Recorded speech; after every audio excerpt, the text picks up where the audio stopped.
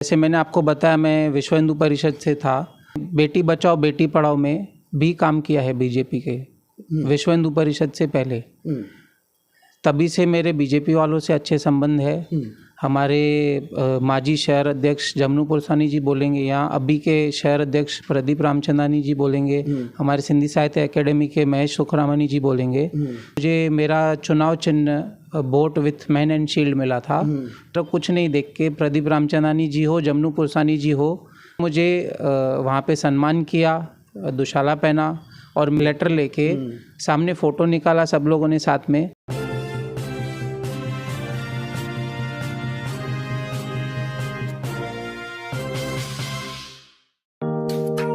Neeraj Vinod Burani's Spacecraft Interiors. Your space, our craft. Experienced and professional team. No hidden charges. Luxurious designs. Follow us on Instagram. Spacecraft Interiors. Your space, our craft. Mahalakshmi sales, Shivaji Chowk, Ulhasnagar.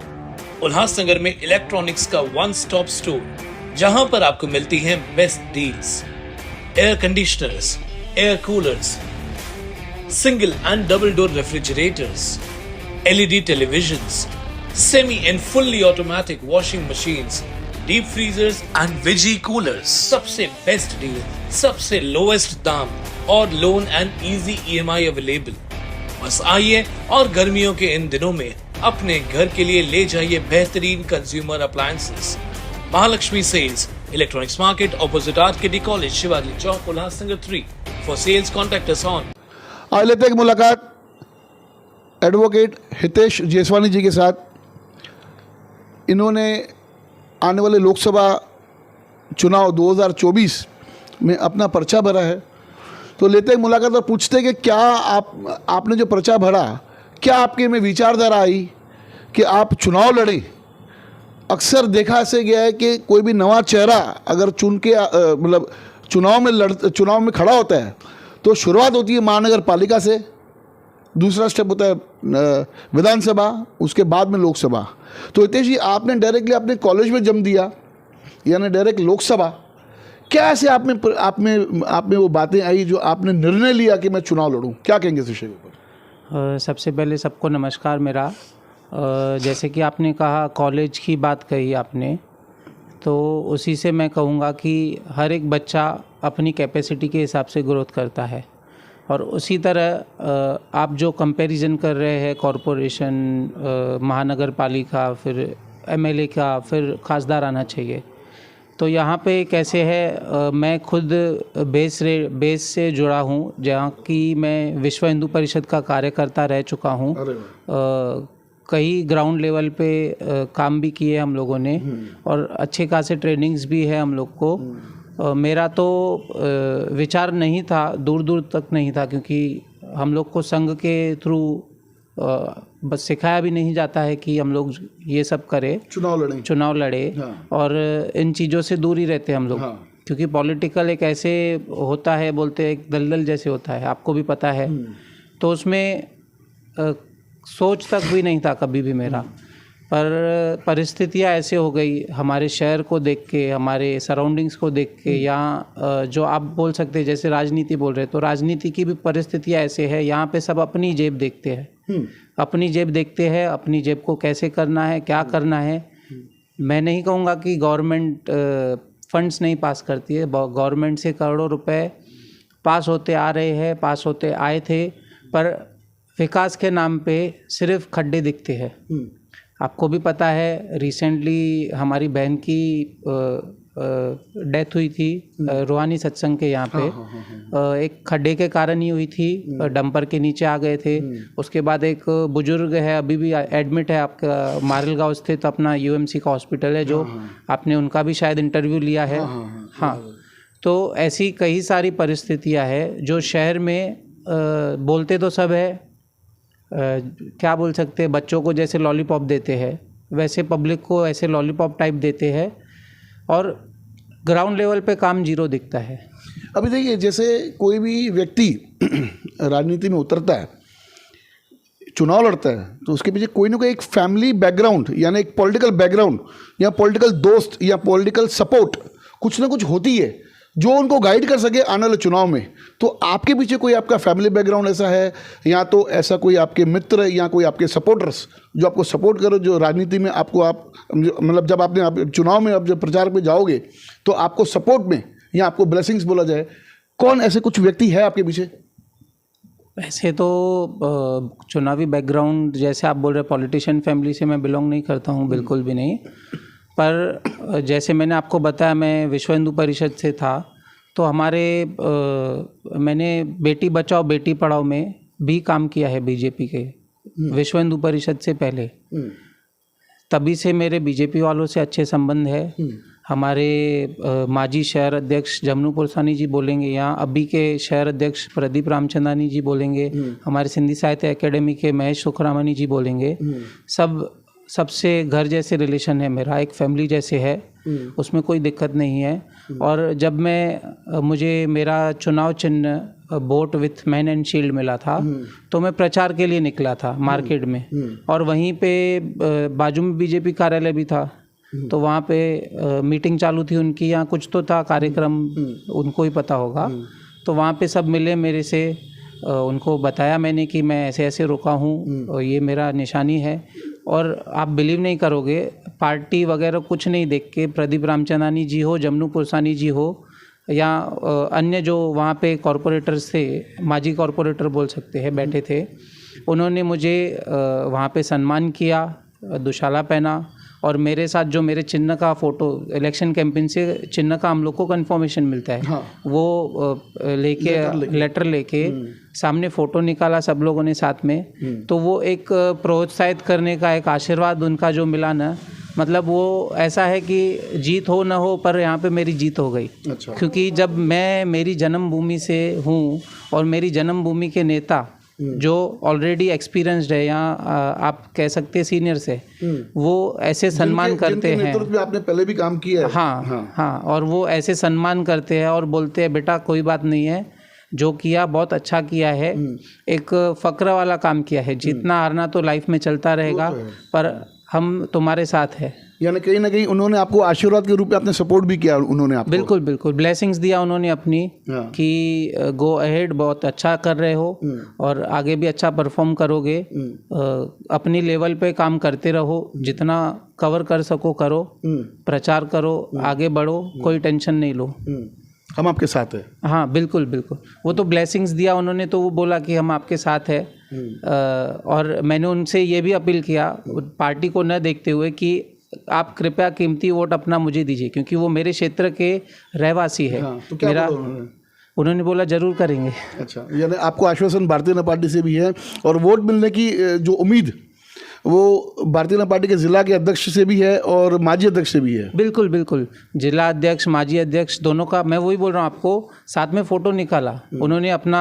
अभी उनके पास वहाँ पे shawl नहीं था, यहाँ shawl के जगह पे उन्होंने अपना वो जो बीजेपी का होता है मफलर होता है वो पहनाया मुझे। अच्छा। तो उसमें तो मेरा विरोध है ही नहीं, उन्होंने स्वागत किया, मैंने लिया और ये एक रेस्पेक्ट दिया उन्होंने। कहीं ना कहीं एक संबंध भी काम आते हैं। जी जी, राजनीति तो होती रहती है लेकिन एक संबंध जो होना चाहिए वो बहुत ज़रूरी है। बिल्कुल, मैं आपको वही बोल रहा हूँ कि कोई भी होने दो बीजेपी का, माजी अध्यक्ष होने दो, उनके बाद जो भी है, आप कौन सा भी नाम लेंगे, आपके डॉक्टर प्रकाश नाथानी जी बोलिए या मनोज साधवानी जी बोलिए, कई सारे जो भी बीजेपी के माजी कॉरपोरेटर है, सबसे अच्छा घर जैसा रिलेशन है, सब अपने ही है, उनमें कोई भेद नहीं है हमारा। अभी समझो आप में पब्लिक विश्वास दिखाती है और आप लोकसभा का चुनाव जीत के अगर आते हो, तो सबसे पहले आप उल्लासनगर शहर वासियों का क्या काम करोगे? सबसे पहले तो आज मुझे ये दुख हो रहा है कि आज लगभग 3 साल हो गए कॉरपोरेटर्स लोग जो अपने पद से इस्तीफा देके 2022 के बाद में सभी कारपोरेटर माजी हो गए। हाँ, माजी हो गए, लगभग 3 साल बोल रहा हूँ, 2.5-3 साल का टेन्योर है। और उसके बाद हमारी महानगर पालिका कमिश्नर साहब के अंडर में जाती है। वैसे तो कई सारे आरोप लगते थे कि नेता ऐसे है, नेता वैसे है, नेता ऐसे है। मेरा अभी ये कहना है कि नेता तो ठीक है जैसे भी थे, पर उनसे ज़्यादा भ्रष्ट तो हमारे सरकारी कर्मचारी निकले, कमिश्नर साहब निकले। जहाँ पे आज डंपिंग ग्राउंड के लिए हमारे शहरवासी, हमारे भाई लोग कितना जूझ रहे हैं, वहाँ पे रोज़ आग लग रही है, वहाँ पे उनको रिस्क है, कितना पोल्यूशन हो रहा है, पर उसका कोई हल नहीं निकाल पाए हैं। सिर्फ वादे ही किए गए हैं या प्रयास किए गए, दिखाया कि प्रयास किए गए, बट वो विफल है। तो वो विफल है मतलब कि या तो सिर्फ करप्शन हुआ है या तो मंशा फिर नहीं काम करने की। हाँ, अगर मंशा नहीं है, आप बोल रहे हैं ना, वो तो दिखा रहे हम लोग कर रहे हैं। और क्या शहरवासी को दोगे उसके डंपिंग ग्राउंड के अलावा जैसे रोड है, मैं एक्चुअली बोलना नहीं चाहिए पर मुझे विवश होकर ये बोलना पड़ रहा है। आज हमारा चंद्रयान गया चंद्रमा पे, आपने वहाँ की स्थिति देखी थी, चंद्रमा की कैसी थी? वहाँ की स्थिति तो नेचुरल है, बट यहाँ पे हमारे शहर में, आप सिर्फ, मैं हमारे शहर के लिए नहीं बोल सकता हूँ, हर शहर की बात कर रहा हूँ, हमारे अंडर जो आने वाला, अंबरनाथ म्यूनसिपाल्टी हो, उल्लासनगर म्यूनसिपाल्टी हो, केडीएमसी हो, डोंबिवली हो या कलवा मुंब्रा हो, सब रोडों में चंद्रमा के जैसी हालत है। इसका जिम्मेदार कौन? उनकी परिस्थितियाँ ठीक करने के लिए करोड़ों रुपए फंड पास होते हैं, पर वो दिखता ही नहीं है कुछ भी। अच्छा होते हैं कभी डामरीकरण किया गया, पर वो डामरीकरण क्या होता है, कुछ समय चलता है, कुछ दिन चलता है, उसके बाद वो सेम की सेम हालत हो जाती है। तो इसीलिए मैंने अगर मैं चुन के आ गया तो सबसे पहले मेरा उसमें प्रयास ये होगा कि सब रोड आरसीसी पास करवाऊँ, बट वो आरसीसी कैसे होगा? बेस्ट फ्रॉम वेस्ट से होगा। जो प्लास्टिक रिसाइकिल होके होता है, आज हमारे एग्जिस्टिंग जो रोड मिनिस्ट्री वाले हैं, वेस्ट से बेस्ट करते हैं, जो वैसे ही आरसीसी वाला जो ब्लॉक बनेगा हमारा, वो बनेगा। और उसके साथ अश्योरेंस देता हूँ कि आपको टोटल ट्रांसपेरेंसी होगी थर्ड पार्टी ऑडिट के साथ। उसमें 1 रुपया भ्रष्टाचार का नहीं होना चाहिए, उसके लिए ही थर्ड पार्टी ऑडिट कर रहे हैं। मुझे नहीं लगता आज तक कोई नेता ने या कोई प्रतिनिधि ने आपको ऐसे बोला होगा या किसी को भी बोला होगा थर्ड पार्टी ऑडिट। तो ये मेरा आश्वासन है आपको कि मैं सबसे पहले डंपिंग ग्राउंड है, उसके बाद अपना रोड्स का जो मुद्दा है उसको आरसीसीकरण करवाएंगे और थर्ड पार्टी ऑडिट के साथ करवाएंगे। इसी तरह कई सारे मुद्दे हैं। एक जैसे आपने बोला कि क्या कर सकता हूँ, तो फंडामेंटल राइट्स है हमारा, आर्टिकल 14 में, आर्टिकल 21 में right to life and liberty है। तो मानव अधिकार में कहा गया है कि सबको इक्वलिटी होनी चाहिए राइट्स में। और अभी ट्रांसजेंडर का मुद्दा भी रिसेंटली उठा था, उसमें भी बहुत सारे हमारे ट्रांसजेंडर भाई जो है प्रयत्न कर रहे हैं।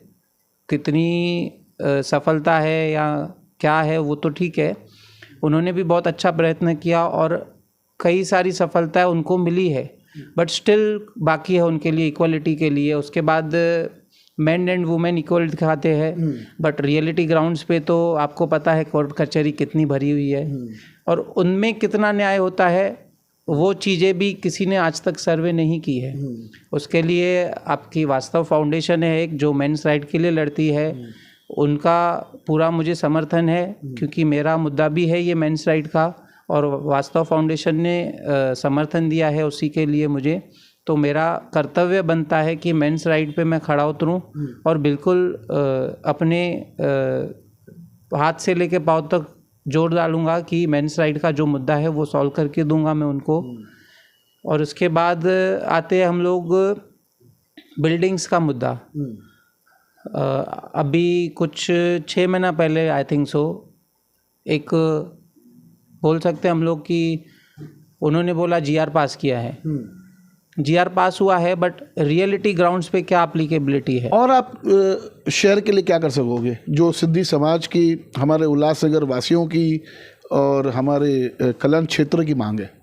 मैं तो आप कल्याण क्षेत्र तो ठीक है, आपने शहरवासियों बोला सिंधी समाज की, तो मुझे पता है मेरी दादी जी अभी तो नहीं रहे, शांत हो गए हैं, पर उनका एक कहना था कि असां पंहिंजी सिंध विसारे आयासीं, पंहिंजी ॿोलीअ वास्ते। और उनका ये एम था कि एक सिंधी होने के नाते हम लोग को कोई पर्टिकुलर राज्य नहीं है, न स्टेट है, न कोई सिटी है, न क्या। तो हमारे शहर का नाम उल्लासनगर को सिंधु नगर क्यों न किया जाए। सिर्फ मेरी दादी नहीं, ऐसे कई सारे बुजुर्ग हैं, ऐसे कई सारे महान व्यक्ति लोग हैं जिनका ये मत है कि उल्लासनगर को सिंधु नगर नाम देना चाहिए। और ऐसे पहले भी शायद प्रयास किए गए हैं बट सफल नहीं हुए हैं। तो उसी राह में मैं अपना एक कोशिश करूँगा, अगर चुना गया तो सिंधु नगर करके अपने शहर को नाम दिलवाऊँ, उसमें मेरा पूरा प्रयास रहेगा। और दूसरा, हम लोग का यहाँ पे सबसे मेन मुद्दा आपको बताया कि मैंने अभी कुछ महीने पहले जीआर पास किया गया था लीगलिटी के लिए, बिल्डिंग्स की लीगलिटी के लिए, यहाँ बोल सकते हैं प्रॉपर्टीज़ के लीगलिटी के लिए। बट देखा जाए आज स्टैम्प ड्यूटी भर रहे हैं हमारे शहरवासी, कुछ भर रहे हैं, कुछ नहीं भर रहे हैं, वो जो भी है स्टैम्प ड्यूटी का भर रहे हैं, बट लीगलिटी प्रॉपर टाइटल मिलने के लिए कुछ क्लियर नहीं है। तो उसी में मैंने एक थॉट रखा है अपना कि मैं वन विंडो सिस्टम करके ये जो भी बिल्डिंग्स रीडेवलपमेंट हो रही है या जो लीगलिटी के लिए है उनके लिए वन विंडो सिस्टम रखेंगे। वन विंडो सिस्टम इसकी आपको जो भी तकलीफ़ें है, बिल्डिंग के डॉक्यूमेंट्स है, वो एक ही जगह पे आप लेके आएंगे और वहीं से आपको सब अप्रूवल मिलेगा। और उसके साथ साथ आजकल बिल्डिंग्स को सोसाइटी नहीं रजिस्टर्ड है, most of the buildings society registered नहीं है, तो उसके साथ सोसाइटी रजिस्ट्रेशन फ्री करवा के देंगे। ये मेरे प्रयास रहेगा। आज बहुत अच्छा लगा आज एडवोकेट साहब से बात करते हुए। मैं खाली सभी शहरवासियों को एक ही चीज़ कहना चाहूँगा कि इस बार 20 तारीख को, 20 मई को आप अपना कीमती समय निकालिएगा, वोट करने ज़रूर निकलिएगा। वोट आपका अधिकार है, इस अधिकार से अपने आप को वंचित मत रखिएगा। 5 मिनट लगेगा आपको, घर से बाहर ज़रूर निकल के। मैं मानता हूँ कि तापमान काफ़ी बढ़ चुका है, 40 पार तापमान आज की स्थिति में है, लेकिन मैं सभी शहरवासियों से एक ये रिक्वेस्ट करूंगा कि आप अपना मतदान पक्का करें। 5 मिनट के लिए घर से बाहर निकलिए और अपना मत पक्का देके आइए। धन्यवाद। देखते रहिए फिर से ब्लॉगिंग न्यूज़ चैनल।